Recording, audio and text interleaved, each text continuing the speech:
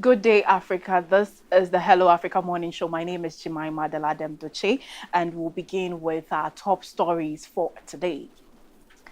Madagascar is in political crisis after President Andre Rajoelina reportedly fled the country on Sunday following weeks of violent anti-government protest and mutiny by the elite CAPSAT military unit in the capital, Antananarivo. The unrest, which began on September 25 after over economic hardship and corruption allegations, escalated when soldiers joined demonstrators demanding Rajoelina's resignation. The president was due to address the nation on Monday, but failed to appear, fueling speculation that he had left the country. The president's sudden departure follows weeks of mounting anti-government protests that turned deadly in the capital Antananarivo. Demonstrations led by a youth movement known as Gen Z Madagascar began over electricity and water shortages, but quickly expanded to include accusations of corruption, poverty, and government mismanagement.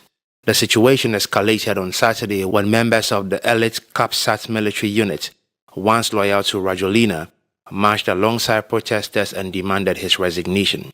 The same unit had backed his rise to power during a 2009 coup.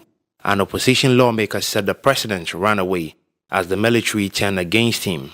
French outlet RFI reports Rajoelina was evacuated aboard a French military aircraft after negotiating safe passage, though France denies any involvement. In the wake of the power shift, CAPSAT forces announced they had taken control of the armed forces and appointed a new military chief.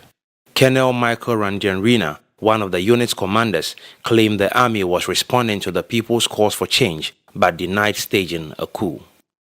The African Union and United States have both urged restraint as the island nation faces its most serious political crisis in over a decade. Rajoelina, who first rose to power through a coup himself, leaves behind a nation once again at a crossroads and uncertain who will lead it next.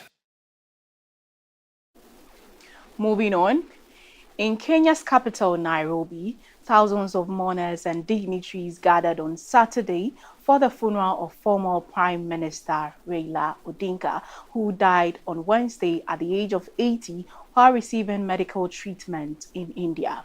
The ceremony was held at a packed national stadium under tight security and honored a man who shaped Kenya's political landscape for over 5 decades. But the solemn event came just a day after deadly clashes between security forces and mourners at a vigil of Odinga, which left at least 4 people dead, deepening national grief. Odinga was laid to rest on Sunday beside his father, Jaramogi Odinga, in their hometown of Bondo, marking the end of an era of Kenya's turbulent political history. Odinga's body arrived under full military escort before 9 a.m., a final tribute to his towering influence as a freedom fighter, former political prisoner, and 5-term presidential contender. His legacy, however, remains as complex as it is powerful. A man who challenged authority, united rival tribes, and redefined Kenya's multi-party politics. The funeral followed a tense vigil on Thursday, when security forces opened fire and released tear gas on crowds gathered at the same venue, killing at least 4 mourners and casting a somber shadow over the day's events. Dignitaries from across Africa and beyond praised Odinga as a voice of courage and resilience, whose pursuit of democracy helped shape modern Kenya. On Sunday, Raila Odinga was buried beside his father, Jaramogi Oginga Odinga, in Bondo, Siaya County, a fitting resting place for a man who stood for his people until his final days. Moving on, the group of 20 major economies led this year by South Africa has pledged to strengthen efforts to address the global debt crisis following a ministerial declaration issued on Thursday in Washington during the IMF and World Bank annual meeting. The G20 said that while the risk of a full-blown debt meltdown remains contained, Many low and middle income countries are still burdened by high borrowing costs that hinder economic growth. The declaration emphasized the need for greater transparency, timely debt treatment, and a stronger voice for borrowing nations as part of reform to the G20's common framework. In a declaration released during the IMF and World Bank annual meeting, the G20 called for more transparent and coordinated approaches to debt restructuring under its common framework and urged that borrowing nations be given a stronger voice in global financial decisions. The statement comes as developing nations struggle to grow their way out of debt, with record interest payments exceeding $900 billion in 2024. Activists, however, have called the G20's response inadequate and unambitious, accusing leaders of offering word instead of concrete reforms. South Africa's National Treasury says the group remained committed to refining the debt framework and improving the speed of restructuring processes. Officials from the US and China also joined the Global Sovereign Debt Roundtable, reaffirming their commitment to helping nations face persistent debt pressures. As global debt levels hit historic highs, the world's poorest economies continue to face a tough climb towards stability, caught between shrinking aid budgets, rising interest rates, and the global system still struggling to deliver fair solutions. China has granted Ghana an additional 200 million renminbi, equivalent to about $28 million, following bilateral talks between President John Dramani Mahama and Chinese President Xi Jinping in Beijing. The fund, confirmed on October 15, will support the construction of the Aflao market in the Volta region and the renovation of the National Theatre in Accra. The new agreement strengthens Ghana-China economic cooperation under Mahama's Resetting Ghana agenda, while discussions also advance a zero-tariff policy expected to boost trade and investment between the two nations. According to President Mahama, the latest grant will fund the construction of the proposed Aflao market, envisioned as a major trading hub linking Ghana and Togo, as well as the renovation of the National Theatre in Accra.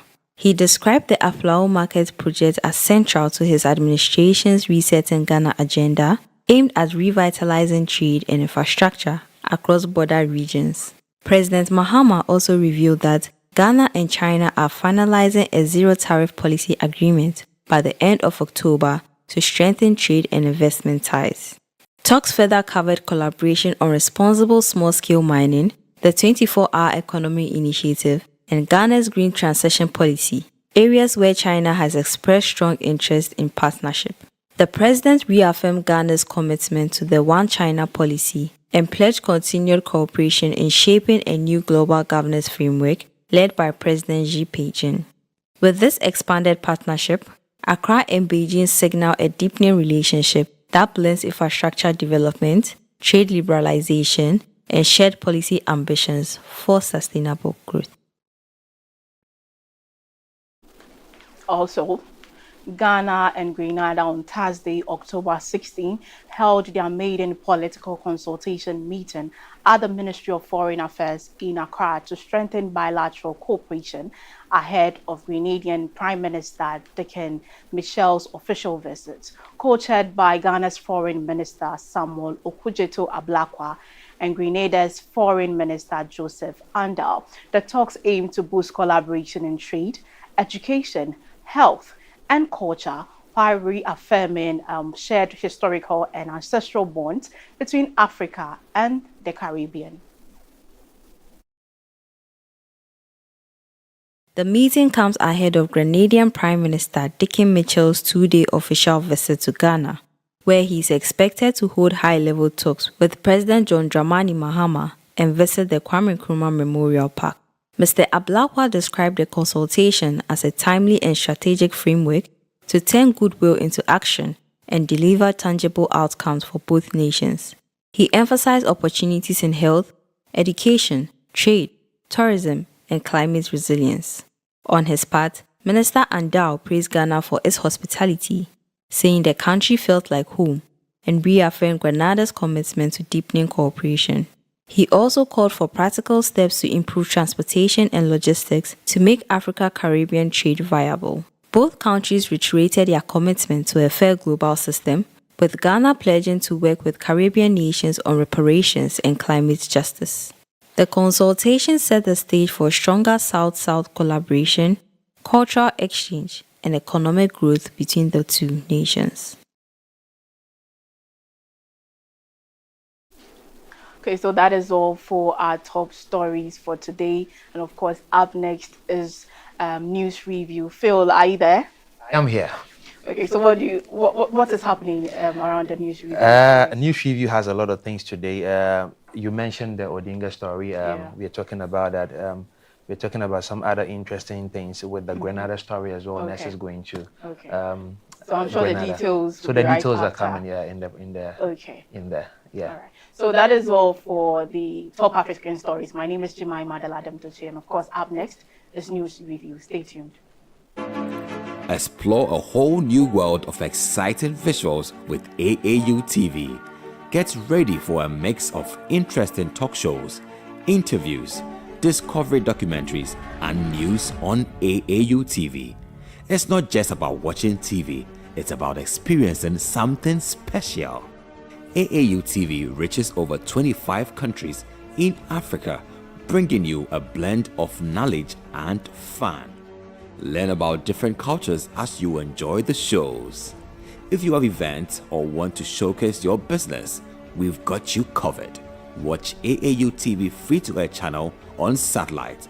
Connect with us on Facebook, Instagram, and X, formerly known as Twitter, at aautv.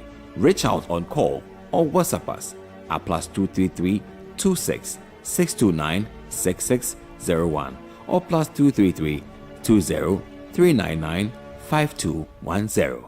aautv, the voice of higher education in Africa.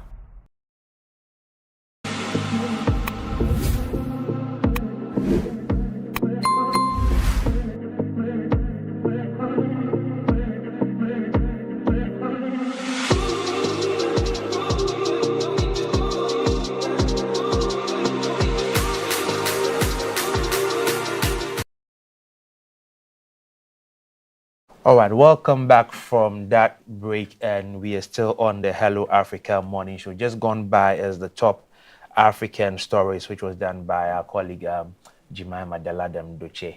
And joining me to do the review, as always, is my brother, Dr. Ajimano Chedakon. How are you doing, sir? I'm good, man. How you doing? I'm good. Splendid.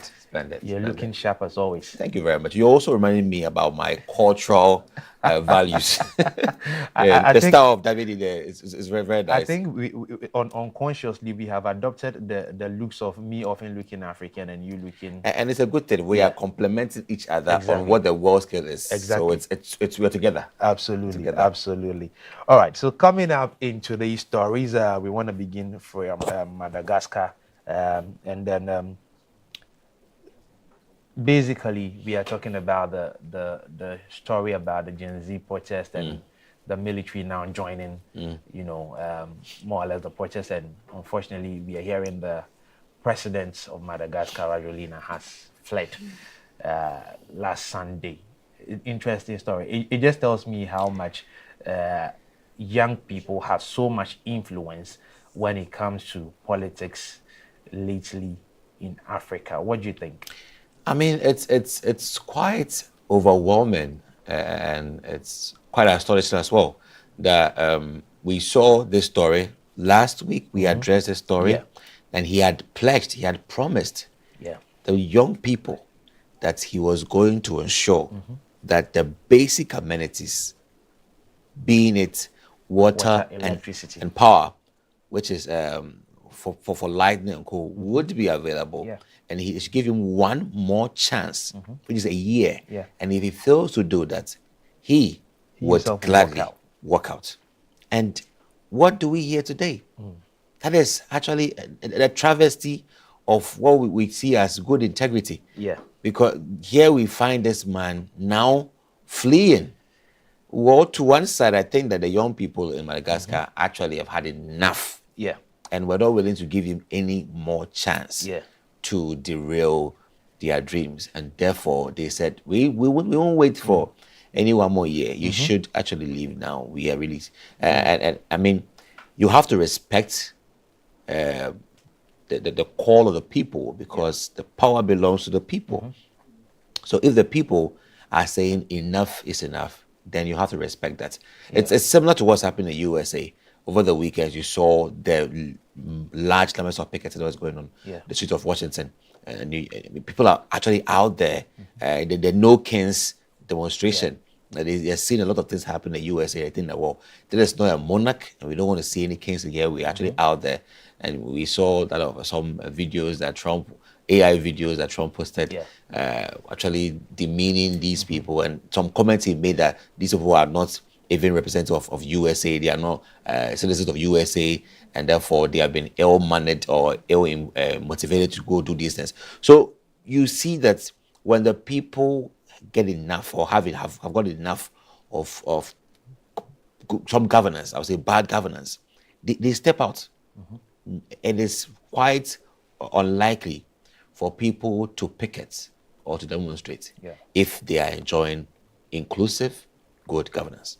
But when it is the other way around, you will find people in their numbers out there protesting and demonstrating against the kind of treatment they are receiving. That's exactly what's happening in Madagascar.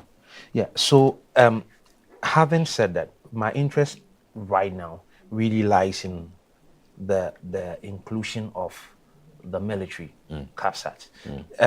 Subtly, it gives me a vibe of some sort of a coup, but obviously, it doesn't strictly look like it if you want to use the characteristics of a coup strictly, okay? Because the protest started weeks ago, and it was very heavy, very intense, and the president had to come out to make some statements asking for that 1 year timeline and all of those things. And then eventually, with the forces joining in, he had to flee. I feel like it gives rise to a coup, which is a thing that is often common in Africa and governance. And it's a bother for me. I mean, slightly though, but I know we don't have a complete coup in there, but the involvement in there, because at the moment, the person that has taken over is a military person.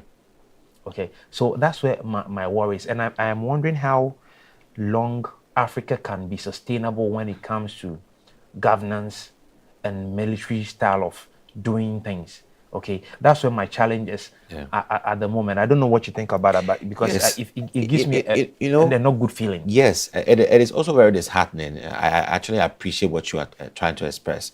The thing is, Africa's history, political history, has had a moment of military intervention. Yeah. And I would say quite a number of countries in Africa have that kind of trajectory. And you ask yourself, at what point must the military deem it fit to intervene? And if the military intervenes, to what spectrum should they intervene? Yeah. We saw what happened in Mali, Guinea, Burkina Faso. The military took over. And for some, it was, it's a temporal taking over. We're trying to set things in place, and then we'll now reassign to civilian government. But some actually don't return back. They just continue. And is it the right thing to do? Is that the right intervention or the right action or reaction from any state apparatus if the government has or loses its grip of governing the country? So the leader fled because the military also intervened. I mean, this is quite unfortunate. We are rewriting history in a manner that will not be able to help us sustain the gains we've made in Africa. What is the intention of CAPSAT in this case? I believe that the president of Madagascar had a vice president, or had a chief justice, or a parliament. So all of these institutions are capable of holding things down. But when it gets to the point where there has to be a military intervention, I believe the president had to flee because of that. Because for some reasons, when the military comes in, it's fierce. it's fierce. They want to come in at full force, and your life is that you have to go in exile. Yeah. So that is actually more of like a perturbed, or let's say purported exile he has actually embarked on. But is it right for military to intervene Yeah. with their capacity in any situation like this? That's very key. That's very key. That's the question. Yeah, is it right? Yeah, because I keep asking the questions and I don't get the right answers. You see, as a result of this action, the AU has suspended Madagascar from its membership at Yes, the moment. it would. The UN has raised concerns. It would. Because this has prompted violent Yeah. responses. Okay, United States embassies have issued warnings to its citizens to shelter in places there. So it just tells you how chaotic the whole scenery looks like at the moment, and it keeps giving it adds up to the numbers when it comes to military style of doing things, when it comes to governance in Africa. So right now my question I'm asking is, how long is this military kind of thing going to continue in Africa? Is that the answer when it comes to bad governance? And if we want to oust the current government of any country because they are not doing the right, is that the right way to go? Because it's people die in these things. Lives are lost, economies are affected, and I don't know if people look at it that way before they take these kinds of actions, even though their intention might be right, because we are thinking, okay, let's do this thing so that we can save our country, maybe from corruption or whatever the reasons may be. Like in this case, for issues like water and electricity, the citizens are not enjoying these kinds of things. So yeah, the intention is right. Let's try to put the government right. But is the military action the right action to take? Certainly not, Phil. Certainly not. I mean, that is not how it's done, because, as I mentioned, the governance system has its own layers. Yeah. And these layers are the presidency, legislature, and judiciary. And if one is unable to serve, it flows through. Yeah. Now, if you read the story, the president himself wanted to have a moment to address the people based on because he had earlier promised that I'm going to solve this thing within this period of time. So give me this period of time. It's a matter of consulting with the people that will just give me this last. Let me just, because these are very, very serious issues that will need investment. Yeah. Then just a week after, we hear that there's a military intervention and they kick away the government on their own terms. Now, this is actually, as I mentioned earlier, a travesty of good governance. Yeah. Because the military, as a disciplinary institution, should know that it hasn't got that within our remit to take power in that manner.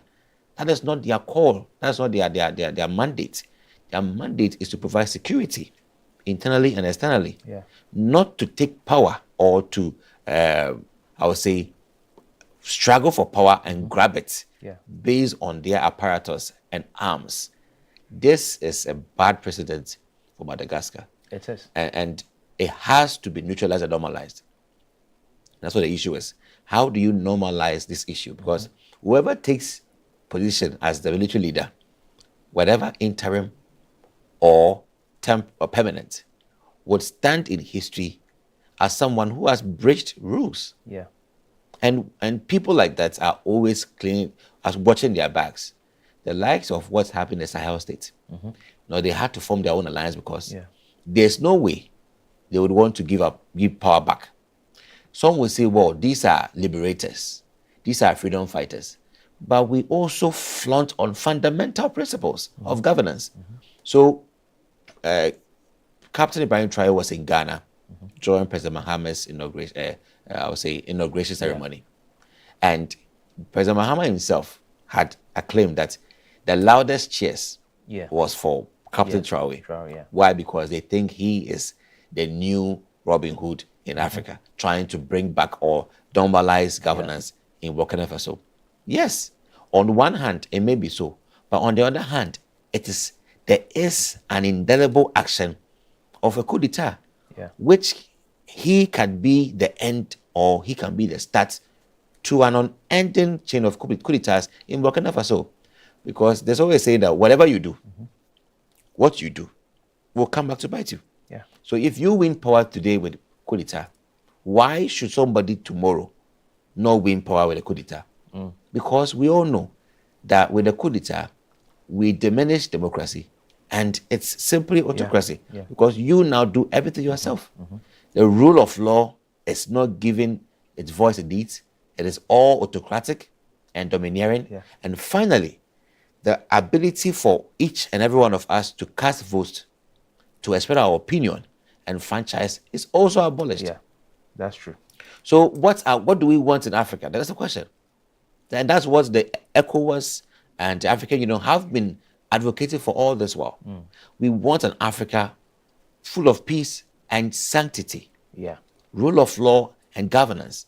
And what Madagascar is doing, and the ones we already see, 3 African countries who did the same thing through coup d'etats and had formed a coalition of Sahel states. What is the meaning of this?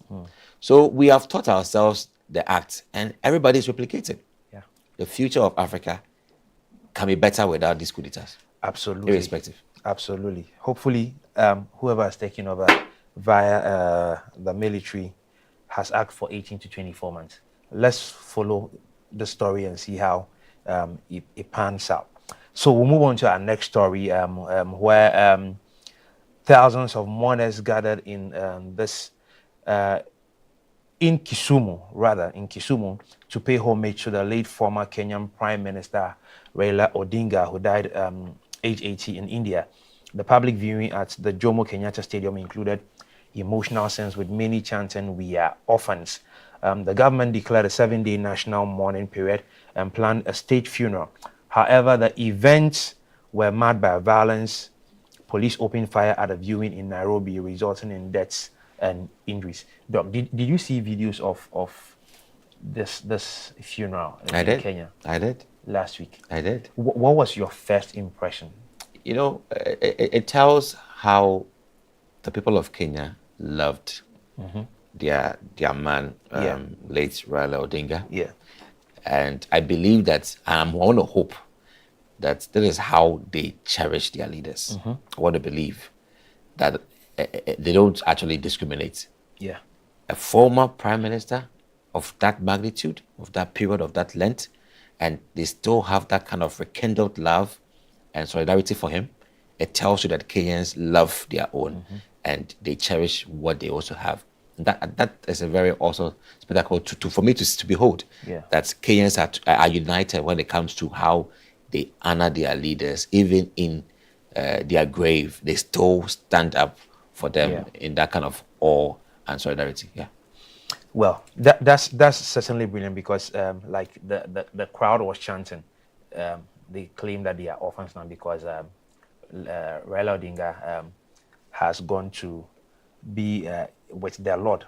Okay, so absolutely, they are feeling like they don't have somebody to take care of them and care for them. And simply this is because of Odinga's legacy, which included things like some sort of constitutional reforms. And he also challenged flawed elections. He participated in power sharing after the 2007 post-election crisis. Okay, so when you look at the things he has done, contesting in up to 5 presidential elections, okay, citing all sort of things, claiming electoral fraud and all. I mean, it just tells you how much he has influenced the political landscape in Kenya. I mean, President Obama even had to make a statement. I think he has some trace in there to his family. Definitely. Yeah, because he's like half Kenyan. Yeah. So to even get the likes of President Obama make a statement, okay, and Obama absolutely recognized Odinga as a champion of democracy. So it just tells you the extent to which Raila Odinga influenced politics in Kenya. So I'm not surprised at the scenes we saw on our screens last week during the funeral. But I had concerns because, for example, when the body arrived in Kenya, on the tarmac, I don't know how the security personnel lost control of the crowd. Look, I must admit the crowd was massive, but I don't know how they lost control of the crowd because it's not safe, or it was not safe to get all these people on the tarmac. Like, I don't know how they breached that security protocol because people, when the body was about to get out of the aircraft, how the people managed to get close to the aircraft. That distance, I can't even tell you by then if the engines of the plane were still running or not. Like, for me, that security thing was my major concern. We have seen in the story there were deaths, about 4 deaths we have had so far, because tear gas had to be deployed, guns had to be fired to disperse the crowd. Like, even at the time of when the body had arrived, and I think there was an initial place where they were supposed to have taken the body. I hear plans were changed. I don't know how they missed all that protocol to get things mixed up. I don't know what you think about that, because I mean, I'm not saying that it's that crazy, but in other settings, some of these things could have been managed better, if you ask me. Well, let me just start by saying that the uncontrolled emotions of the people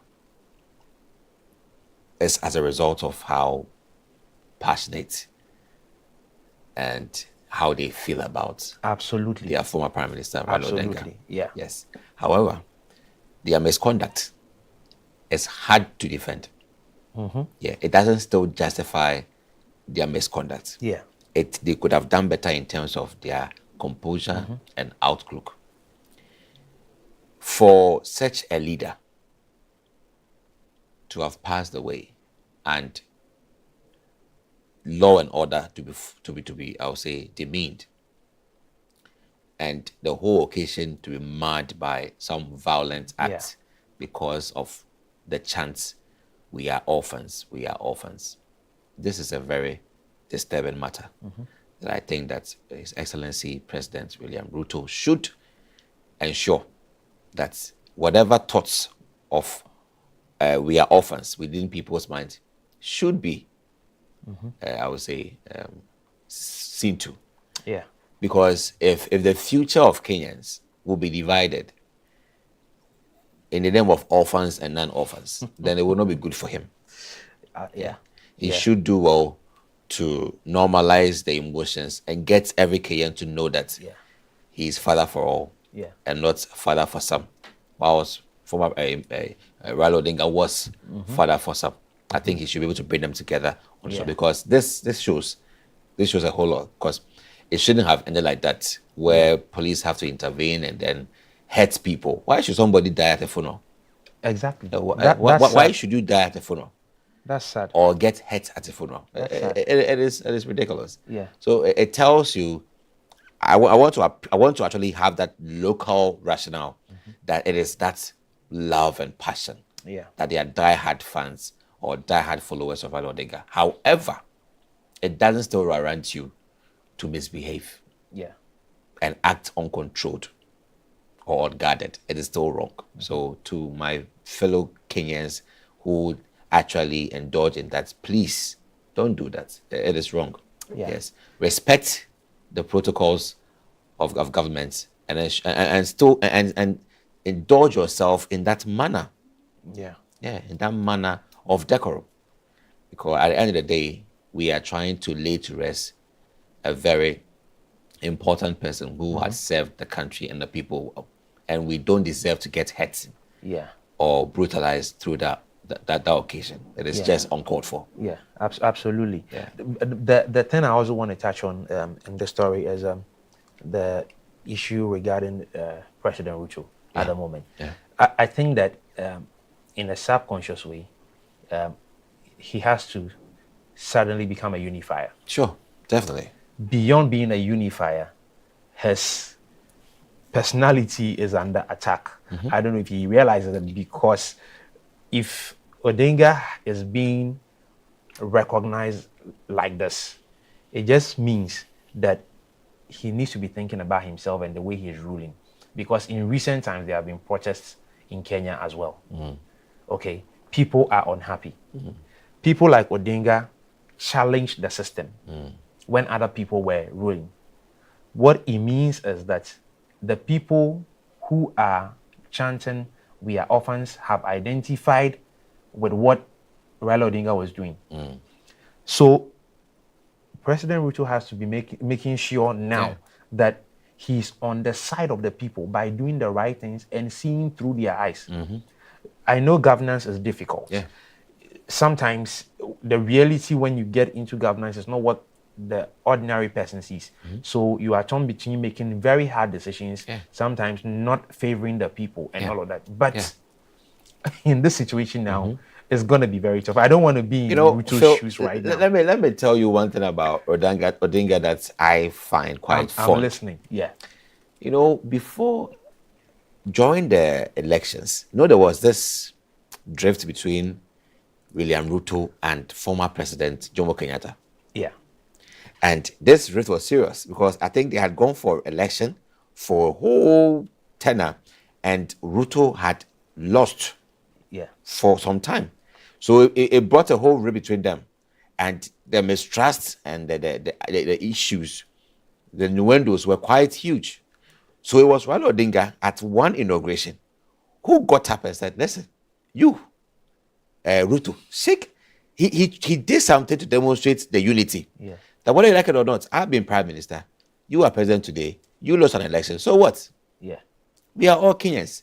So Raila stood up and said, listen, dear Kenyatta, hold the hand of Ruto and show Kenyans that we are together. Yeah. That was an act of patriotism. Somebody who stood for national unity. No matter what, we are all one. Because the issue, the drift between the two of them, these are two great people, Ruto and Kenyatta. We're two great people. But the drift was serious. Yeah. That could have caused a whole civil war. But what happened? He stood and then unified them. Recently, I saw a video where Jomo Kenyatta, who is former president, visited Ruto at the city government. And they had a good walk. They walked through the presidential palace, loved. And I said, that is a good view. It's a good production for the people of Kenya to see that, there is unity. The two presidents are cooperating. Because it was a very good, I love what I saw. They walked, they laughed, they played. Yeah, and that is good. We like these things to be happening. Definitely. Yeah, so it's good that he was a man of unity. And the people feel that they've lost a father who unites. However, as she said, the onus lies on Sir Ruto to ensure that he actually ignites and revamps the dreams and hopes and aspirations of the late Odinga. And make his presence felt even though he's not there. That is the best thing he can ever do to honor his memory. If indeed in his heart he has love for him, he should do that to honor him. Absolutely. Absolutely. So we have some comments coming in, and this one is coming from Adra from Malam, and she says, I just joined in live. I'm impressed with the headlines so far. Thanks for keeping us posted. You're welcome, Adra, and keep it locked in here. This is from Cassandra from Kenya. She says, Raila Odinga was a man of many roles, a political prisoner, a kingmaker, and a champion of democracy who shaped Kenya for over 4 decades. His influence was undeniable, from leading the second liberation struggle against one-party rule to pushing for the 2010 constitution that introduced devolution. It is sad for Africa to lose such a person. He was truly a great man. Definitely, Odinga was a great man. So we'll just also join our voices to the world and say and offer our condolences to all Kenyans. And we hope that everybody will learn from the example of Odinga and then put Kenya first in every of their dealings. All right, we'll move on to our next story and we'll get back right to Ghana. And global gold prices have soared past $4,000 per ounce in early October 2025, igniting a landmark rally amid geopolitical upheaval, a weak US dollar and strong safe haven demand. For Ghana, Africa's leading gold production country, such a rally presents major export revenue opportunity. Yet the nation faces long-standing problems with gold smuggling and informal exports, raising fears that Ghana may fail to fully benefit from elevated prices. A report by Swiss Aid estimates Ghana lost roughly $11.4 billion between 2019 and 2023 due to unrecorded gold flows. This is sad.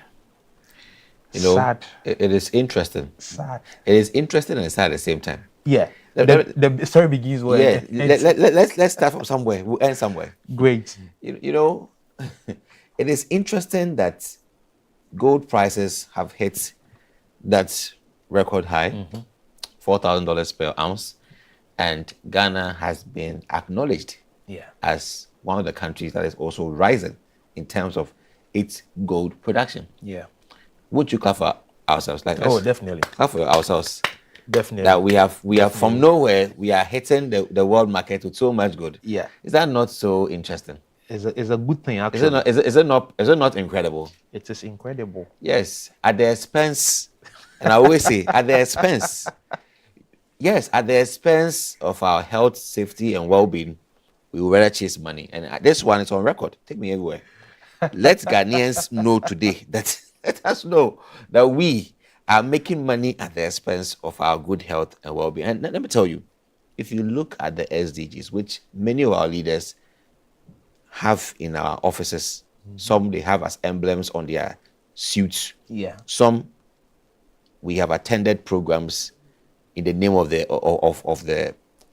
UN SDG Summit 80 that we just attended, GA 80. Yeah. Underpinned by the SDGs, 17 of them. Yeah. And number 3. Am I sure about them? I'll confirm. I'll find it for you. 1 is about poverty. 2, I think it's 2. Yeah. Is it 2 or 3? So either 2 or 3. It's about good health and well-being. Okay, so 2 is about zero hunger. So 1, poverty, no poverty. 2, zero hunger. 3, sustainable development. 4 is inclusive education. Yeah. So 5, good health and well-being. I think so. Yeah. So 4 is education. Hold on a second. Let me check 5 and for. Please, wherever you are, check your UN SDGs and check which one is good health and well-being. Yeah. Okay. Let me just put it. I think it's either 5 or 6 because 7 and 8 are into decent jobs. Okay, so that's 3. So 3. Yeah, that's is 3. good health and well-being. So 1, we are supposed to end hunger. Yeah. 2, 1, end poverty. 2, zero in on hunger. Yeah. And 3, ensure good health and well-being. Yeah. And there's nothing in there that says that I would say enhance production of gold. No, I mean, get me for what I'm saying. None of the SDGs implore us to increase gold supply. Rather, they actually implore us and charge us to ensure that whatever exports we are doing have an intervention or a real stake in our real sectors. Today, through our massive gold exports, we've been able to make a difference in stabilizing the dollar, which is an artificial way. We've been advised, Fitch, the audit firm, has told Ghanaians, the World Bank said this first, that you can either choose to turn these gains to empower the real sectors of the economy so that it becomes sustainable. Because what you are doing is temporal. Enhancing gold exports and increasing reserves to beat down the dollar is just a ticking time bomb. What happens when things go the other way around? You go back to what you were in the normal space. But rather, if you use these reserves and returns to boost your real sectors, when I say real sectors, I mean the basic economies that churn out value, health, education, employment, then they will now be able to engineer on their own and give you a reinforcing benefit that you will not have gotten the other way around. But we are not heeding to it. So today, the world is seen as to be high gold exporters. Fine. What next? So you see what happened. having done all these things or all these gold to the world market, we are earning. But you and I know what's at stake at the moment. Yeah. We know. How come? How did all of a sudden Ghana gain that momentum? Because you and I know that it's from the legit sources for gold export. For that alone, we will not be able to make this mark. And so we had to open all the floodgates and ensure that we receive gold from everywhere. Yeah. And we know the menace of illegal mining, which is also destroying our country. Yeah. And I'll always repeat this to you and sound very objective. The president of the Republic of Ghana made it clear that if we are going to sustain our gains and we are going to keep being the top producer of gold and keep ourselves afloat, we have to sacrifice and ensure that illegal mining, aka Galamsey, would not be given any stick approach, which is a punishment, but rather left to breathe. I'm just saying that in an idiom, so that we can hit these goals. And for that reason, I will rest my case on this achievement and say congrats, Ghana, for hitting this record high in terms of, because now you have more gold to supply and gold prices are now 4,000. So you have more to earn, but at the expense of your good health and well-being. Yeah, absolutely. So I agree with you. And I just also think that, first of all, in all of this, we've got to put our health first. Deal with Galamsey the way it has to be dealt with. And then be able to, break that order of the losses we have made. Because per the records we are looking at, if between 2019 and 2023, we lose roughly $11.4 billion due to unrecorded gold flow. That's a serious. This is enough to boost the economy and make a lot of things happen. So the long-term strategy should be implemented. I know Galamsey has been there for a long time. It's one of the ways we lose money and it affects our health now and all of those things. But for me, it is a sustainable thing that I'm looking at. I don't want a situation where, for example, this government is able to come up to a lasting solution and then another government is unable to continue. Like it's a big deal. Let me just read this message that came from Millicent. Millicent is in Kenya. She says that. So I think I pronounced the name wrongly. He is Uhuru Kenyatta, not Jomo Kenyatta. Jomo Kenyatta. So is the father. Uhuru Kenyatta, Jomo Jomo Kenyatta was Uhuru's father. Thanks for saying good things about Raila Odinga. He was a good man in almost everything. Thank you very much, Millicent, for catching up with us from Kenya, and thank you for always following. Keep sharing what's happening. Thank you for your comments as well. So back to what you were saying, Philemon. We are all being realists here. Yeah. And you are also being modest. I'm going to be modest here. But you see, we sit here very, very objective. I always say our key trump is objectivity. Yeah. Today, we are being lauded for being the highest exporters, which we have not been in the past 8 years. Yeah.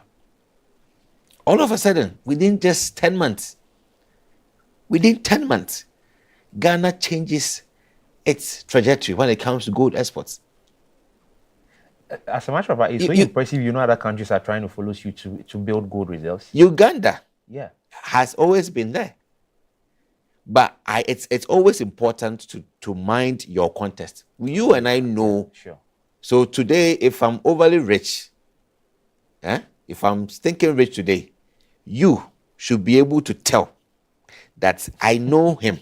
I know where he's coming from. And whatever he has today is what? Legitimate. Yeah.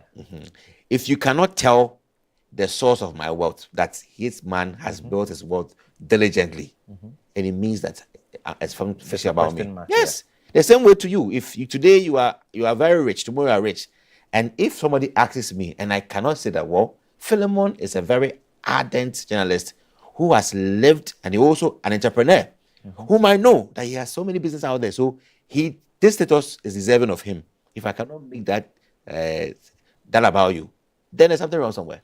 I completely so agree. You and I can tell that overnight Ghana is hitting record high in terms of gold supplies. and this is happening. We all know why it's like that, and we've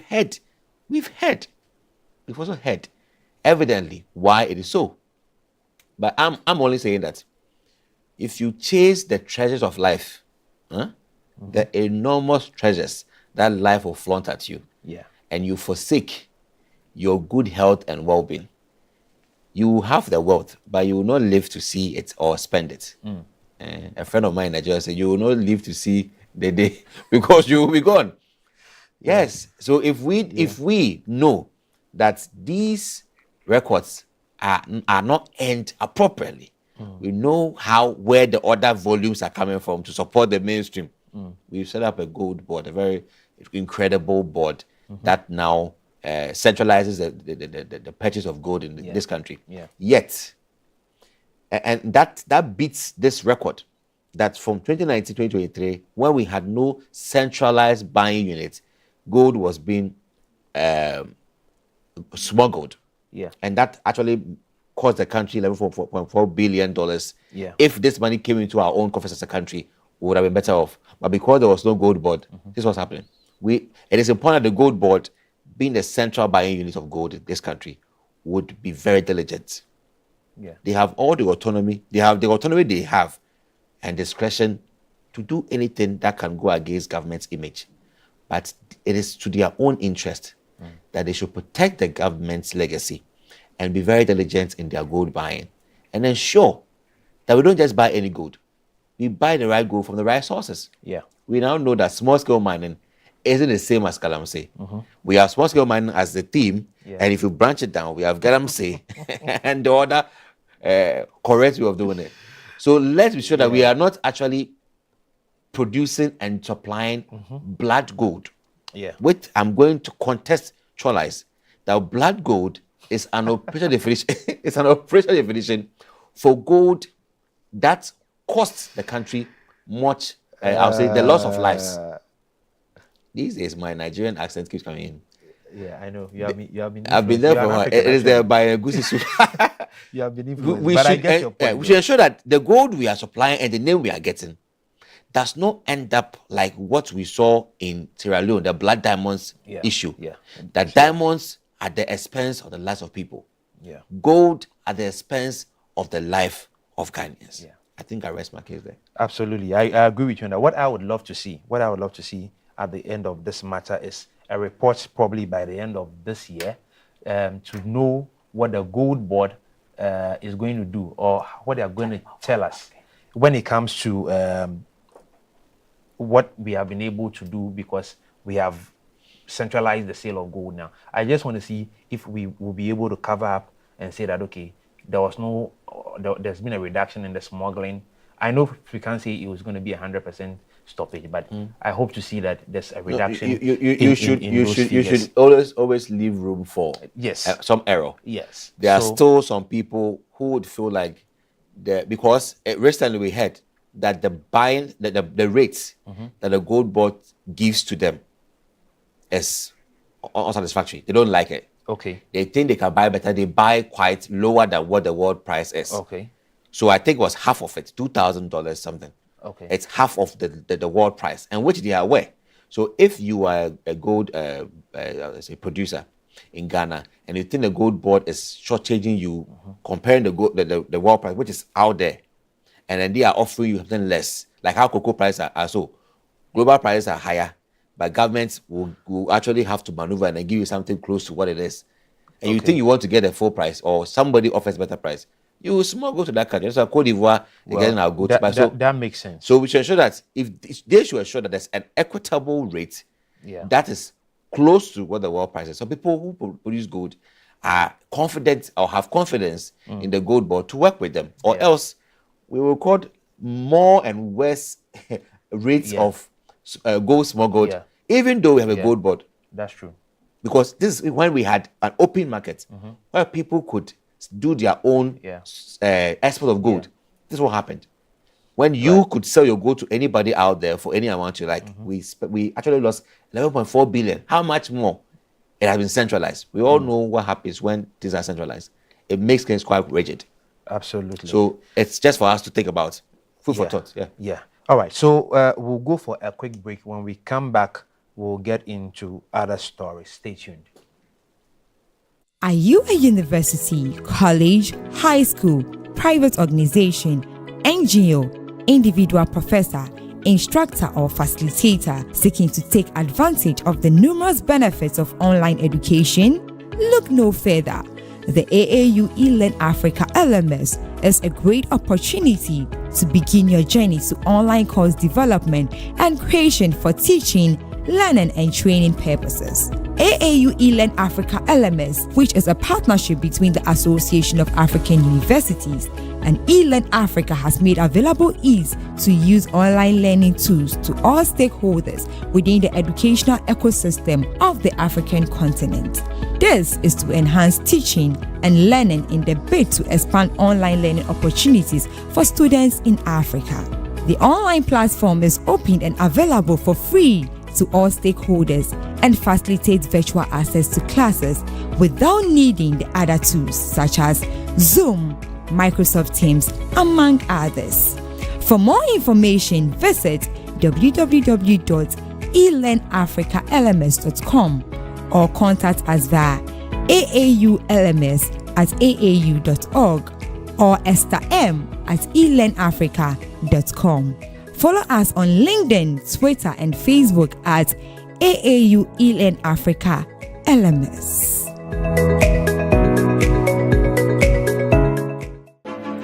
Explore a whole new world of exciting visuals with AAU TV. Get ready for a mix of interesting talk shows, interviews, discovery documentaries, and news on AAU TV. It's not just about watching TV, it's about experiencing something special. AAU TV reaches over 25 countries in Africa, bringing you a blend of knowledge and fun.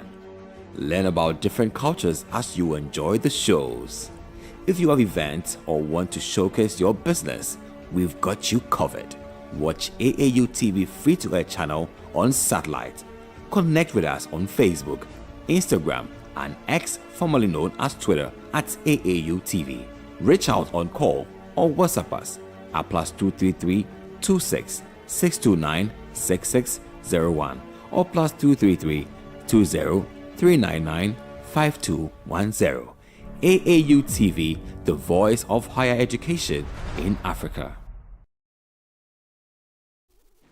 Welcome back from that break. I'm sure you caught me smiling. It's because the conversation is still going on in the studio of air, still about the gold situation. There's a comment coming in here from Portia from Chakwa. She says, we won't see any of that money if it gets misappropriated the way that all good profit get misappropriated and used for galamsey. Obviously, there's a lot of people concerned about this gold issue, but hopefully when we see the next reports, we hope to see a change. We'll get into the next story. We're still on Ghana, and the government of Grenada is moving to recruit Ghanaian nurses and allied health professionals to help address a critical health worker shortage within the Caribbean island nation.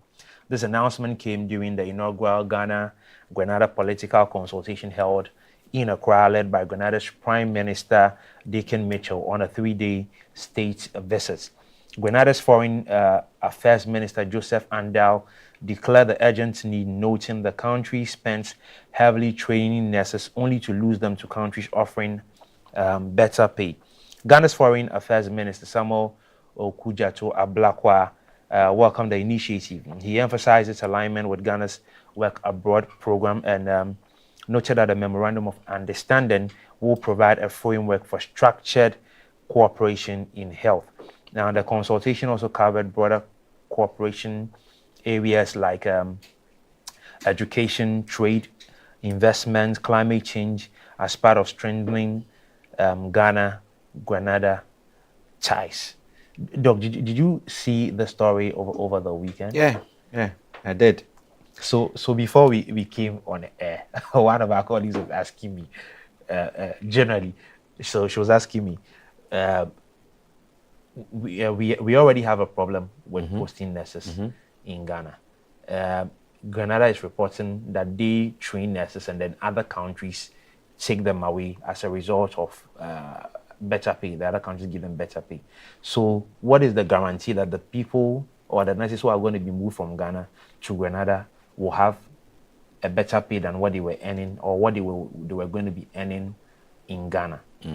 You get what I'm trying to say? Because if you lose your nurses in Grenada because other countries give them better pay, what is the guarantee that when nurses from Ghana go to Grenada, they'll get a good pay? You know, this is where you know that people are just tired of your country. You are just tired of your country. You see, it's like it is better. It is better you live here and go somewhere else than to be here. You know, people have been saying this. You know, it's very, very disturbing when people say, "I'd rather tread the Mediterranean and risk it all at the Spanish border than to stay here and be impoverished in poverty." These are very, very painful statements made by professionally trained nurses. We are talking about nurses who are trained to offer their services to a country. Let's start from this point of the matter. Why train if you can't absorb? Why train if you can't utilize? The political landscape of Ghana, it's just, I don't know how to explain, but it's unfortunate the way we do things in this country. Very unfortunate. You know, when you train these professional nurses, they have to be absorbed. Where? In medical facilities. We already have existing facilities which are choked. They can't absorb any further. So what do? We create new ones. New ones have been created, yet they have been abandoned. I'm trying to paint you a systems designed right for you to appreciate. Why have they been abandoned? Because the government who started the project couldn't complete. The government who couldn't complete is no more. The new government, incumbent government, will not complete it because it wasn't my agenda. And if I complete it, it's a news to the benefits of that previous government. So what happens to the nurses? What happens to the nurses? And they will be there. When you complete the nursing and midwifery school, you have to wait some ridiculous amount of years. Some have waited for more than 5 years. Before you get put. See, are we really understanding the matter in this case?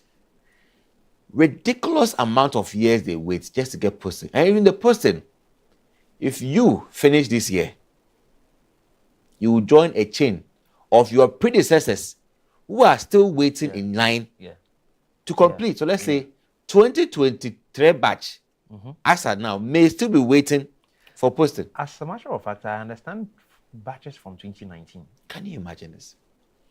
This is the challenge we are facing. Yet when the Minister of Health is addressing, these things are not mentioned. They don't mention these things. No, Phil, the nurses in this country, as they always say, they are not owned by any political party or any regime. If one regime trained 1,000 nurses, they are for the country. So why do we treat these people as if they are, if you've completed under one regime, you belong to the regime? Recently, look at what's happening, the banter between the Ministry of Health and the Minister of Health. That, well, these were nurses who were trained by the previous government. And therefore, that is his responsibility. And the Labour Minister, Honorable Pelpo, said, that is how come they flooded the space. But healthcare is important. What is the meaning of? So when you begin to add such conspiracy, we destroy the whole purpose. And everything we will do, both critical, essential, is hinged on politics. With that premise, we will not go anywhere. There we have it. So let me just bring in the gradator effect. Yeah. So Grenada now comes in and says, well, in my country, my nurses are running away because they are poorly remunerated. Yeah. I like the sincerity of the Prime Minister. It is what it making is. mention- You can't run away from the truth. For making that clear, well, in my country, due to poor remuneration, my health professionals don't find Grenada attractive to practice. So they travel. And I actually wanted the president to also say, me too, in my country, I have a similar issue. I don't know if His Excellency John Mahama also said that to him. Because we know, and the records say, the amount of Ghanaian trainers who have traveled to Canada and other parts of the world, the UK, the US, off an MOU, are record high. Yeah. For the past 5 years. So we also have a similar challenge, Mr. President, in our country, which I also expect that he also, I also have the same issue. So we are both in the same boat, that we are managing issues. However, there's nothing wrong in trying to build consensus for solutions. In 2019, the government of Ghana and the Cuban government signed an MOU. The Cuban government, Cuba, known worldwide for the production of health workers. I mean, that is, so Cuba has made their mark globally. They produce health professionals. Yeah. That is their strongest export. They said, well, we're also going to train 220 health professionals from your country. We will do our best to train them on your behalf so that they can also acquire the skills we have and become top experts too. And Cuba, since Cuba is a hub for medical excellence, that MOU was a very productive one. Yeah. So many students were channeled to go to Cuba and practice and learn more and come back. It is a way to enhance our quality. What is the benefit? So we always say, what is the economic value? What is the economic value of this bilateral agreement between Grenada and Ghana? Is it just to rekindle diaspora ties, that since they are also a diaspora nation in the Caribbean, we should go ahead and do it with them because besides, we all have a common, I would say, cultural ancestry underpinning. Or we are doing it based on economic value, that when I export my nurses to your country, they stand a chance to get better conditions of service. Yeah. Or maybe because it's in the Caribbean, they have economic value will be higher than ours. Because, well, if somebody is in Canada and says, well, Canadians are not paid very well in the health profession, so I leave Canada and go to USA. The story is not the same between Ghana and USA. Yeah. What you call undervalue is actually top value for me in Ghana. Yeah. So maybe it may be economic-wise, Grenada is doing well than Ghana. But I don't think that's the case. I also don't think so. Yes, Grenada would not be doing more than Ghana does. We may have the same GDP, per capita income. Yeah. Ours is $200, so $250. So it can't be more than that. So we should not be, I would say, so excited about this that Grenada accepts or choose to accept us, whilst they have a high turnover or a high, I would say, high rate of their professionals leaving the country to practice in other countries because of poor remuneration. That we are also going to fill the gap. Are we trying to widen the cycle of impoverished living for our professionals? If we say, then go, because you're even too much in our country. Yeah. So let's push you go to Grenada and go and continue. It's same experience, different environment. Is that what's happening here? So I think that it should be backed by good value. Our health professionals deserve better remuneration, better services, and better living. It shouldn't be, I would say, it shouldn't be a burden or a curse for someone to end up in that profession. It seems to be today, the narrative is looking like if you end up in that profession, it's a war on yourself because you are going to engage in so much picketing demonstrations for benefit you deserve but you will not get. Yeah. And Phil, for my last comment on this one, our health professionals, the future of health workers in Ghana doesn't look too good because they say that what happens today or in the morning is what we use to tell what can happen in the evening. Yeah. It doesn't look too well. You agree? The lump sum of health workers waiting to be posted, and even the ones who are posted too, are picketing or not paid. Recently it was junior doctors. Yeah. Recently it was a whole association saying they want to drop their equipment and go and sleep at home. Yeah. All because of benefits that they deserve and are not getting. Is that the reason why our political class are less enthused to utilize and patronize our own indigenous and local health systems and prefer to fly out overseas for healthcare, which is becoming a practice, a culture? I don't know if it's part of the bonus when you win, when you become president in Ghana. It is part of your bonus that you should fly to this country for healthcare, to US or to UK.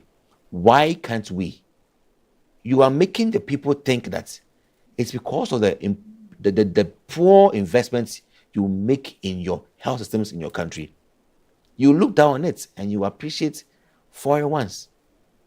Why don't you make or strengthen your own local health systems and patronize? Who should patronize that one and you travel out? Have we thought about it before? That's a good question. Yes. Because see how our leaders are suffering. Always demonstrating. You know that if the Minister of Health today is to fall sick and goes to a local hospital, will he have peace? Will he have peace? No, you see. So we are sowing something that we know we will reap. But the political class will always not be there to feel that pain. When you go to the hospital and then the nurse is heavily on their TikTok, they earn on TikTok through TikTok Live. Yeah. Because their normal streams of income have been truncated. Yeah, that's true. Yet we are harsh on them and say they are heartless. Have you felt the plight of a nurse before? We should think right as Ghana. I agree with you on this. I just want to look at it from another angle where I think in the interim it just solves a problem for a short term. But we need to look at the long term because that's where your first question comes in. If you don't have the means to absorb, why are you training? Because if you have batches as far back as 2019 who have not been posted, year in, year out, people still come in and then we are graduating them every year. There's an intake of students. If you don't have the ability to absorb, why are you still training? And the truth also is that the system here is not so great such that we will say that we don't have the shortage of nurses. We have shortage of nurses even though we are producing them. And the reason we have shortage is because we are unable to pay them. So you can't absorb them into the working force. So when you get them in there, how are they going to be paid? It makes sense to me that, okay, if as a result of that, we can't pay them and there are others still waiting to be posted, let's send them to Grenada where they can make a living. But then again, is that the... So the word is a living. And I want to add from there. Is that sustainable living? That was just the end I was coming to. How sustainable is we it? have been inspired and charged by the UN. We are always proud to stand up on the UN stage and give very enchanting speeches. Yet we fail to honor and work with the tenets of the UN. Sustainable development. How sustainable is our production and I would say livelihood of our nurses and health systems? Sustainability, where does it lie? That's always been the challenge when it comes to policies in Africa. Sustainability. Like, it always feels like we are handling an interim thing. Like for a short term, we are able to handle. But when it comes to sustainability of these things, there's always a problem. So what is the future of these nurses? The ones who are waiting to be posted, the ones who are out and are waiting for their benefits, the ones who are practicing now and are still not feeling and looking good because of their benefits being truncated. This is a whole chain, a hydra head, a wicked problem. I refer this to this, I borrowed this from Professor Atuama. A wicked problem. Problems that The hard to problem solve. is already. It's a wicked problem. It's a problem.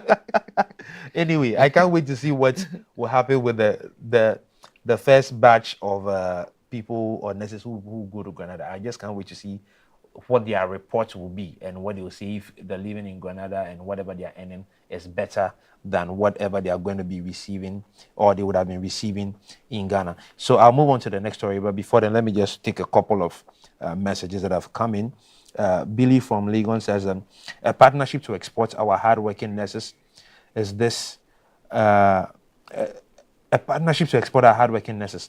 Is this a win for Grenada or a loss for Ghana's already struggling healthcare system? While great for the individuals, we must ask what the long-term plan is to retain our best talent here at home. And then James from UCC also says, this is a great initiative of our nurses, but why don't they increase the remuneration of their nurses rather than coming to Ghana to take our well-trained nurses? All right, so I'll get into the next story. And this one from Ghana, we are going to Sierra Leone, even though the personality is based in Ghana. So born in Sierra Leone and based in Ghana, Chef Fatmata Binta has been designated as FAO Regional Goodwill Ambassador for Africa. The announcement was made on World Food Day, coinciding with FAO's 80th anniversary. Binta is celebrated for her work in elevating African heritage foods, promoting underused crops such as fonio, and empowering women farmers through her initiatives, including the Dine on a Mat nomadic restaurant concept and the Fulani Kitchen Foundation. FAO's Director General Ku Dongu welcomed her as a voice for farmers, especially young women, for promoting healthy diets, indigenous crops, and reducing food loss and waste. So this is a beautiful story for the young woman, Chef Fatmata Binta, who's been named an FAO Goodwill Ambassador for Africa. This is a beautiful time for Fatmata to be proud of her achievements and what she has done for herself, including Africa. You can see on her screen, on her screens, videos of some of the indigenous African spices or foods she uses to do the things that she does. And she's the sole person behind the Fulani Kitchen Foundation and also Dine on a Mat nomadic restaurant. Have you ever imagined, you know, usually we are used to going to a restaurant and having a seat regular, like probably what I'm sitting on right now with the table in front of you, and then you are dining with your friends, family, whatever, however. But imagine that you are in a restaurant where you are doing the nomadic kind of thing where you are sitting on a mat, okay, in a restaurant. Imagine that kind of a thing. That brings purely the African vibe when it comes to dining in a restaurant in a very different way. Okay, so Chef Binta is the first African to win the prestigious Basque Culinary World Award, and she won this in the year 2022. So it just goes to tell you how much Chef Binta has distinguished herself when it comes to the culinary arts and also whatever it means to be using indigenous African spices to make food. Okay. Also, her foundation, the Fulani Kitchen, supports small-scale female farmers in sub-Saharan Africa, helping with productivity, income, and value addition of indigenous crops like fonio. And I can bet most of us don't know what the fonio crop looks like. Okay, so this is what Binta is doing. FAO and Binta have also announced a project, or rather announced a project in March 2024 to train about 100 women fonio producers in Ghana, improving harvesting, processing, and market access, which is a very big thing, market access, because it's a major thing a lot of farmers face in Africa after they have gone through production. They struggle to get their produce onto the market. A lot of the routes or access routes from the market, from the farms to the markets, have often not been in great shape, and so vehicles are transporting crops, and then halfway the journey there's a problem, vehicles break down, and then these vehicles will take days to be fixed before they are moved. So when it happens like that, crops that are supposed to be moved to the market begin to decay, yet it's supposed to be consumed, and it's a big deal. So these are some of the things that Chef Binta is working towards with the FAO. The ambassadorial role is to last for 2 years, during which Chef Binta will advocate for indigenous foods, healthy diets, women and youth empowerment in agri-food systems across Africa. So these are the things that Chef Binta has been doing, and I want to believe that young women in Africa will take a cue from that, and will begin to learn a thing or two. Okay, this is a chef who's already doing stuff with indigenous African spices and other things, and again doing something when it comes to the people that produce the things that she uses to make the things that she makes. Very interesting. There's a cue for everybody to take or learn a thing or two from not only young women, but any other person that's interested in agriculture and the end product of agriculture as it is. We'll go for a break. When we get back, we will jump into lifestyle with my colleague Jemima Deladem Doche. Stay tuned. We'll be right back. Explore a whole new world of exciting visuals with aautv. Get ready for a mix of interesting talk shows, interviews, discovery documentaries, and news on aautv. It's not just about watching TV, it's about experiencing something special.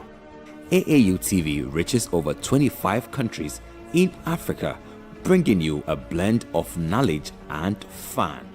Learn about different cultures as you enjoy the shows.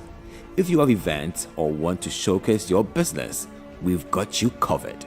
Watch aautv free-to-air channel on satellite. Connect with us on Facebook, Instagram, and X, formerly known as Twitter, at aautv. Reach out on call or WhatsApp us at +233 26 629 6601 or +233 20 399 5210. aautv, the voice of higher education in Africa.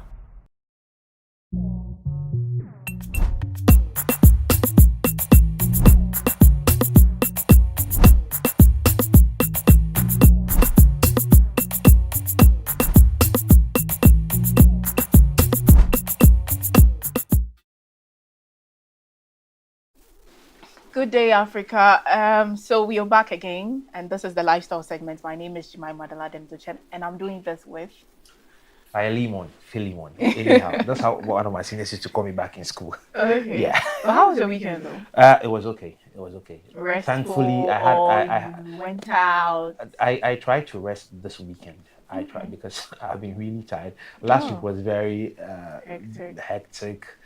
In fact, I almost had a mental breakdown, but like, I'm good. Really? Yeah, because I was really stressed. You didn't share that with me. That's all okay. bad. We'll talk about it. I thought we are colleagues. we'll talk about it after the show. Anyways, a lot of things have been happening, or a lot of things happened over the weekend. Some of these trendy issues. We all saw Chatawale's birthday party at the sports stadium, and I think just yesterday.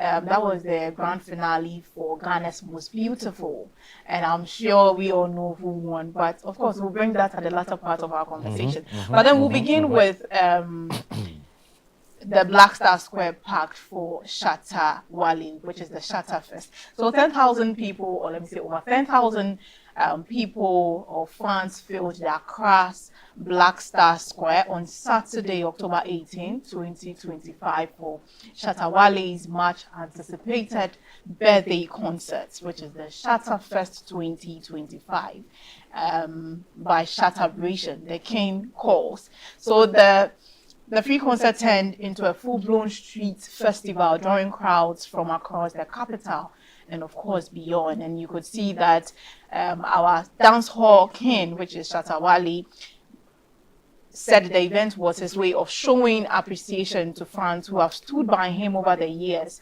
And of course, Independence Day was packed from the late hours of Saturday into Sunday morning as fans waved, danced, and also sang. I'm sure you'll be asking which artists or how many people were there or what kind of artists attended this Shatterfest. So we had Samini, we had Sako there, we had Wendy Shea, we had Medical, Tiny, Emirado, and of course Darko Vibes. And as other people, I mean, a lot of others also attended.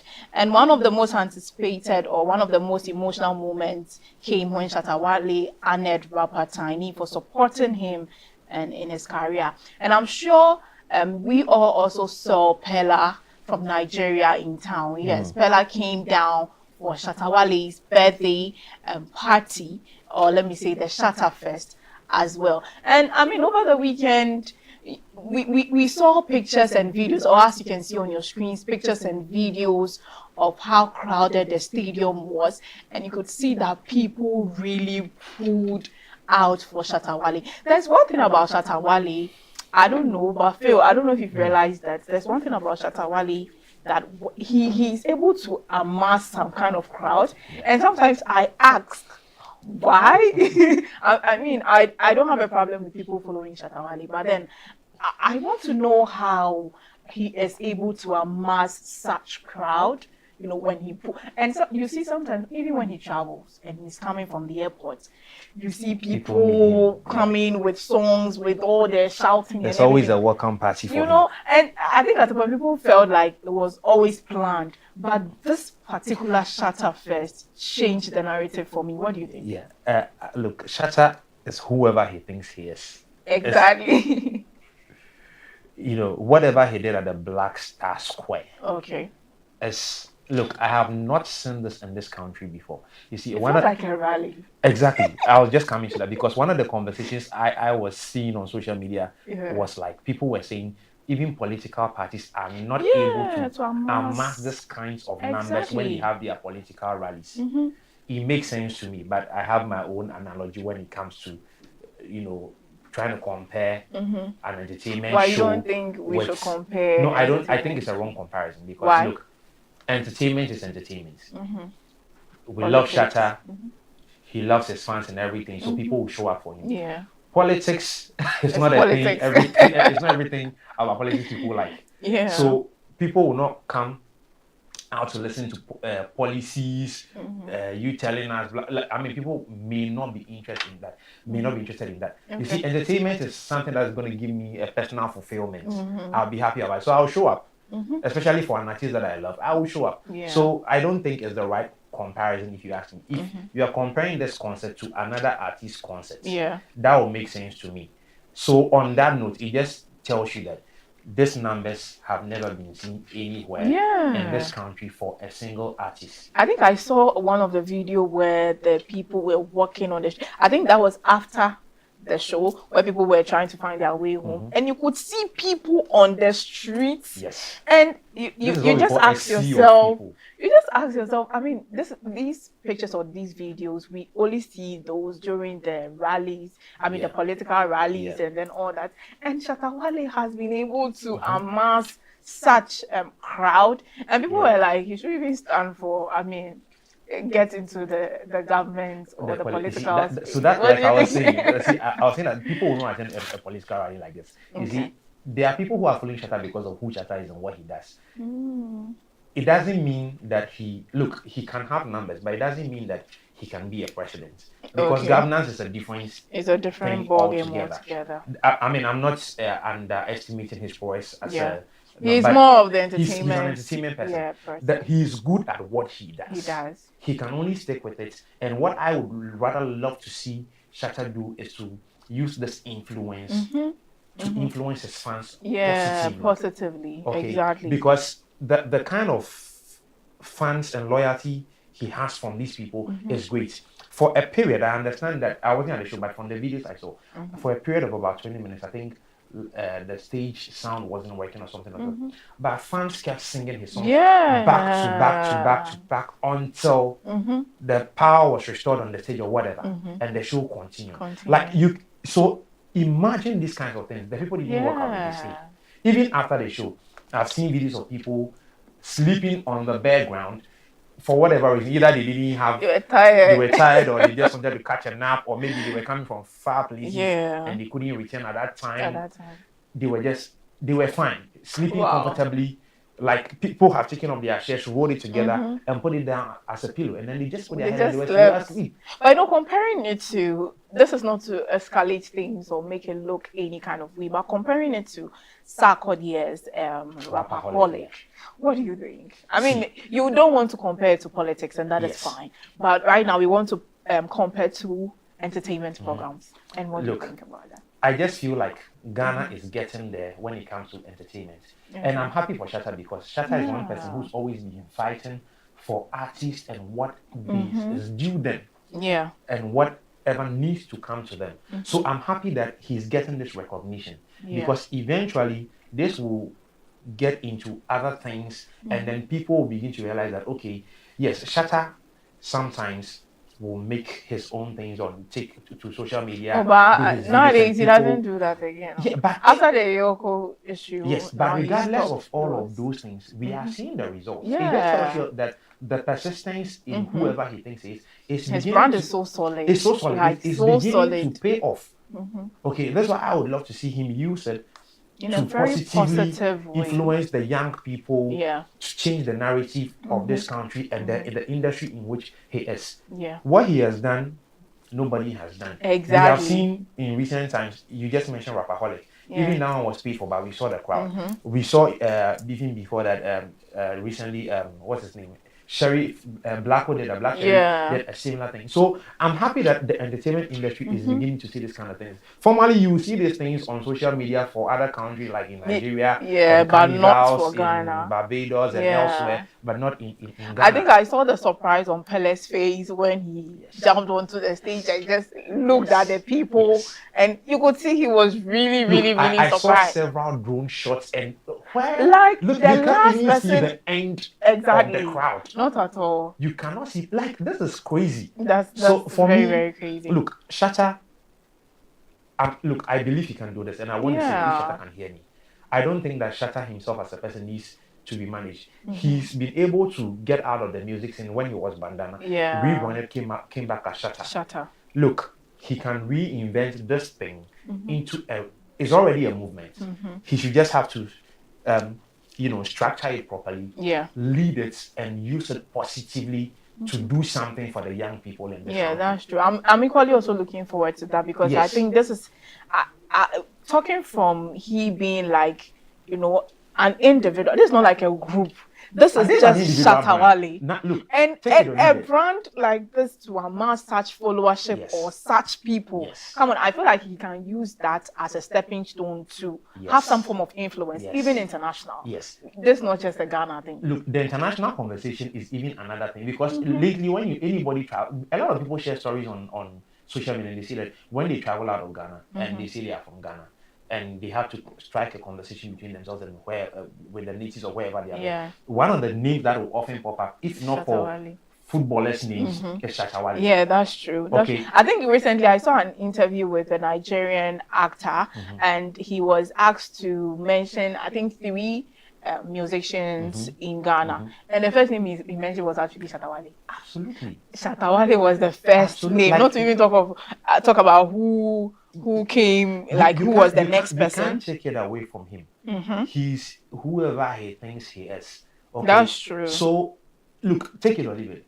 The Shatta brand has become an institution. It's as simple as that. That's true. The earlier we accept this, the better for us. And then he himself. And I like his vibe. I really like his vibe nowadays. He's just so calm, living his life, and I just hope that he can, reunite with. Oh, I believe he will.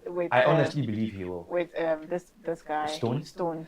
Well, that conversation. I think that's one thing I really want to see. Honestly, I can't really wait for that. I think it can get there because, for example, for a while there was even some sort of a small Yeah. not even only with Stone, but even with Sarkodie. Okay. But Shatta showed up for Rapaholic. Yeah, Rapaholic. And actually even did help to a certain extent, provided vehicles for picking up artists from the airport, the Shagzy thing and everything. And look at it, Sarkodie returned the love when he came to the show. He was there. Yeah. You could see the bromance on stage and everything. Other artists also showed up for him. And this was a free concert. Yeah, free. So even if Shatta is going to pay these artists, it means he's going to be paying them from his own pocket. Okay. Yeah. So you can imagine. So I think that this thing, it will die off. It won't last forever. It has to. It has to. I just wish there would be that unity again in the between individuals in the music industry. One of the biggest things this industry is waiting for is a collaboration between Shatta and Stonebwoy. I can't wait for that. There's already one between Shatta and Sarkodie. Everybody's I don't know when it's going to happen, but we all need to see that. But I think that is going to happen eventually. Yeah. Let me read a message that came in. It says, as the stage went off, some fans in the stand performed Shatta Wale's song word for over 20 minutes. Shatta got some crazy love for these streets. When it was time to leave, it took me over 30 to find my way out. Human trafficking. And it's very true. And one thing that I really also love is after the whole show, I saw that Shatta contracted the bus stop boys to clean up the place. That was very good of him. Because there was so much filth. I saw the video of the filth. It was crazy. And that's what I'm disappointed about because why are you disappointed? No, it's not. This one is not Shatta's fault. It just tells you, of course. It just tells you who we are as a people. And I'm disappointed because this one. No, I'm disappointed because you see, these are practically young people. Yeah. They will drink water. Yes, they will drink. They will take nobody's stopping you from doing all of those drink water. But they will take a drink. Available dustbin. No, but looking at the crowd and comparing it to everybody taking water. I don't know what kind of container was there to. I share your for this one, I'm not that disappointed because looking at the crowd, I don't know what kind of basement or what kind of container will be put there for plastics. You understand? But I just feel like sometimes I like responsibility. Young people must learn to be responsible. I know for the several thousands of people that it was going to be difficult to control waste and all to be honest. And the fact that he's promoting because bus stop boys they've been doing a good work trying to clean the country and all that. So the fact that he actually contracted them to clean up and then of course you pay them and all that. It's a very brilliant. And that's him being responsible. That's why I feel like the fans should also be responsible. I'm sure he might have spent a lot of money because this is a free concert. Yeah, this is crazy. Anyway, so we'll move to the next story, which is talking about Jackie crowned Billboard's African Rookie for the month. So Ghanaian singer-songwriter Jackie has been named Billboard's African Rookie of the Month of October, earning international recognition for her artistry and rising influence on the global music scene.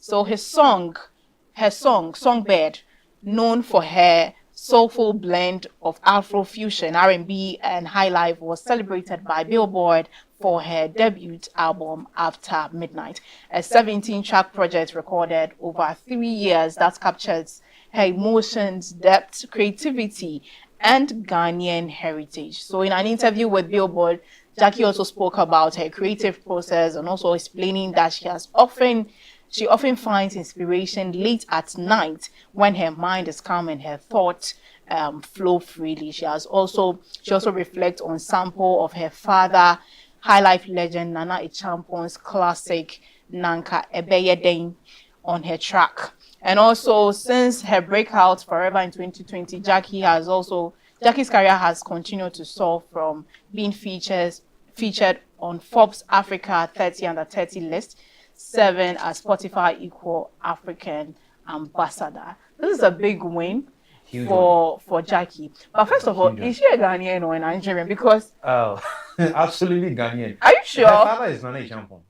That's the biological father. Yeah, but I think in an interview I heard something like she has a trait from Nigeria. I don't know how true that is. No, but She's She's Ghanaian. purely Ghanaian. Okay. I Purely mean, Ghanaian. what do you think this win is for? I mean, I'm very proud. I'm very happy for Jackie. I like her songs a lot. I think one of her songs goes like, running around with the skull of my leg. Yeah. Who's gonna help? Yeah. But what do you think this win is The- for? I mean, for it's- Africa, for look, Ghana. we just finished talking about Shatta and what the industry is beginning to realize or recognize, not only in Ghana. Okay. Because we are talking about a Billboard celebration for Jackie, which really goes beyond Africa. So I feel like Ghana is beginning to get back in that space where our artists are recognized for the many things that we have been hoping and looking forward to. Jackie has been doing music for no more than 10 years now. She's still that's why the award says the rookie of the month. Okay, so it means she's still a baby in the music industry. But she's done well being a baby and then getting that. Because when you look at her kind of songs, the kind of collaborations she has done with other artists, doing one of her father's songs again, like it is just amazing what she has done in this short period. Look, the arts industry is an industry that people often don't want to respect. But look, it's not easy to put pen to paper, to write lyrics, and look at how they sound, which comes first. Look, I have a small experience in this kind of thing, and I can just tell you, it is hard because sometimes a producer can suddenly call you, maybe you are a singer, and say, "Remember, I have a beat for you. This beat just came to me, and I put it together. See if you can write something." Wow. That's not your ingenuity. That's the engineer's idea, and he gives you a beat, but you are able to write a song to fix it, and it is produced. Like that thing is not a joke, because it takes a lot. It is a lot of things. Takes a lot. So for her to be able to do this thing, okay, and to be recognized by Billboard, it's an absolute that's win. a great win for Jackie. It's an absolute win. I'm really happy. And I want to see more of Ghanaian artists do these kinds of things.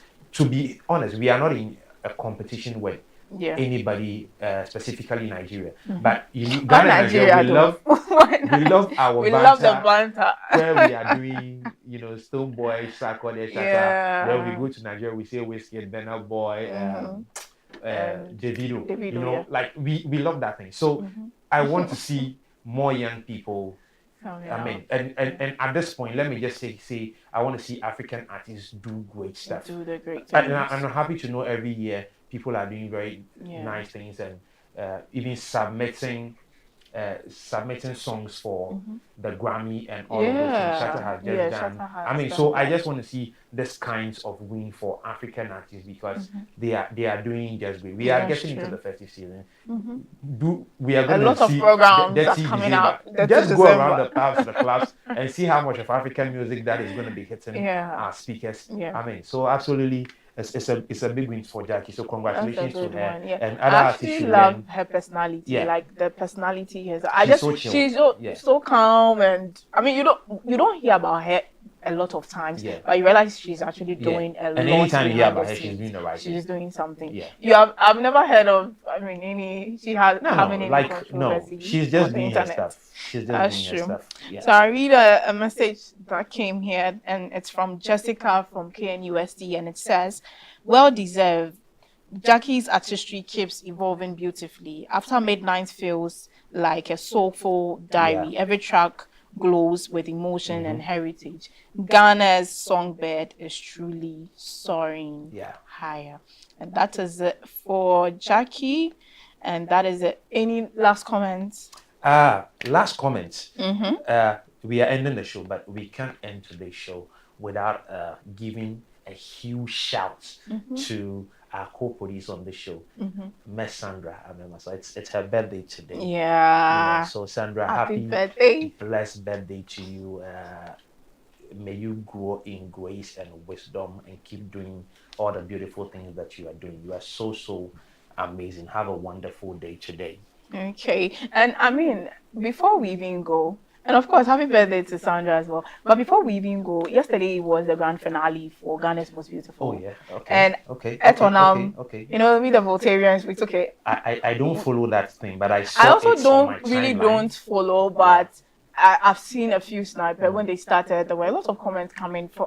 coming and people were rooting for her. And in a way, I'm not really surprised that she actually won. So, of course, congratulations to Etonam, Ghana's most beautiful winner 2025.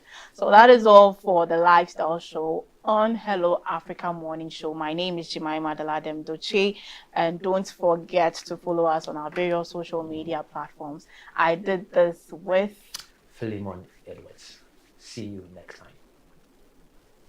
This program is proudly sponsored by Venom Mineral Water, Share the Love, and Bigo Drinks.